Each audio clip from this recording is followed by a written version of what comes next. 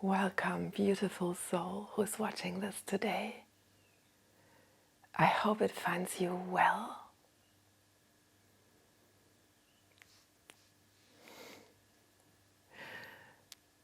Walking on this spiritual path, we might find that it gets deeper and deeper. And we find ever new layers of insights and realizations. And perhaps we wonder, are there different stages of awakening or enlightenment that we go through? And if there are, what would be the first one? The first stage is perhaps the unconscious stage. In this world, everyone is moving towards spiritual awakening or enlightenment, whether aware of it or not. But in this first stage, we are not actively pursuing it. We might live life as it comes, have a family, travel the world. We are mainly focused on material and personal achievements and goals. But the root of all of these experiences is spiritual. Each time we feel love for a partner, for a child, it comes from that same place that connects us all. Each time we feel compassion, we suffer with someone else, we feel compelled to help them. These are all the qualities of the divine self that we are at our core. This is why the lives and the feelings of other people affect us in a way we cannot explain with the mind. It is part of everyone's life to naturally gain more and more insights into who we really are and what really makes us happy, whether we call that spiritual or not. As we grow older, for most of us, we come to understand that true connections with other people are much more important than material achievements or goals. And this alone is a very basic form of self-realization, which actually is full of depth and wisdom.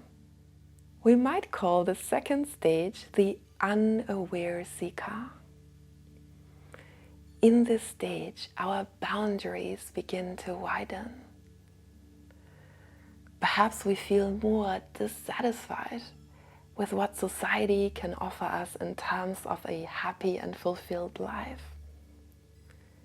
We are looking for something else, but we're not quite sure of what that is.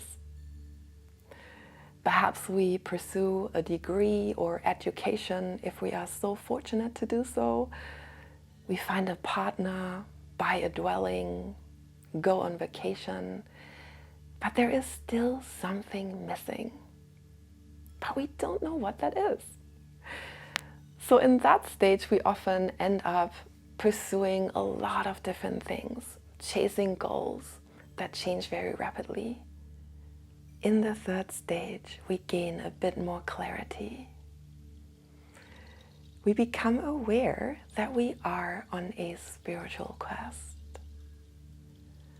So we might call it the spiritual seeker.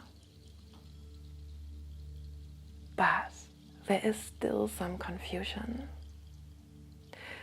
While we know we are looking for inner contentment, we still often search for it on the outside.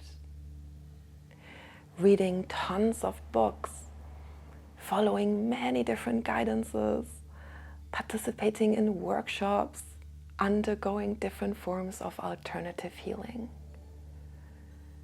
We are easily swayed by what other people say because we are not quite sure what it is that we are looking for. But also, because we have gained this new openness towards different forms of life and living life. So we take it all in and we see where it takes us. In the fourth stage, a courageous shift happens, which is rewarded with much more clarity. We are now ready to let go of the body as our main form of reference for the self, and to fully acknowledge our spiritual nature. This is where massive insights happen and advancement. As we climb up this ladder of self-realization, we can imagine it like a pyramid. So the higher we go, the fewer people we find. It is very rare to reach this fourth level of insight. We might call it the devotee, because now we are devoted to our quest. We are fully aware now that happiness is not something that someone else or something else can give to us, but that it is our own true nature by birth. And we want to uncover and to realize it more fully. Book knowledge is exchanged with direct experience. So rather than reading tons of books, we want to be in the company of other beings who share that same level of insight. Perhaps we seek a spiritual master or guide or guidance that can help us and that speaks to us from that place of seeing directly. So the goal is not to gain more knowledge intellectually, but actual experience inside of our own being.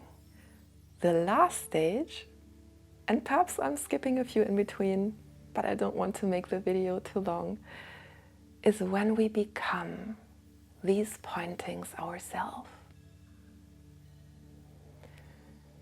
When we fully transcend our bodily or personal identification and we become the truth that we are looking for. So there is no other way than calling it enlightenment, really, or the end, but that might sound too dramatic. Enlightenment. So there is no seeker anymore who tries to get somewhere or go deeper into something. There's only the truth that remains. And we become a living embodiment of that truth. This stage is extremely rare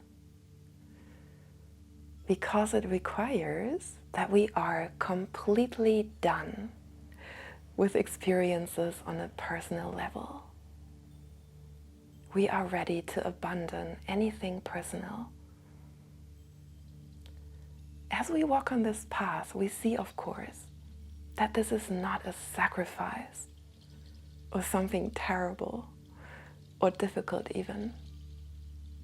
On the contrary, it is the greatest liberation. Because personal identification is the source of all suffering. Attachment to things, experiences, people, emotions that come and go. When we are ready to abandon these things, the light that we are can shine through. What remains is peace,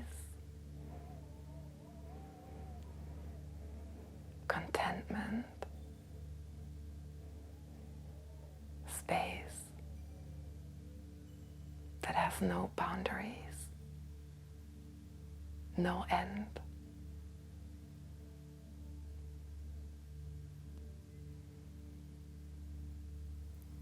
So may we all move forward swiftly on this journey and not delay our happiness, and to find what we really came here for,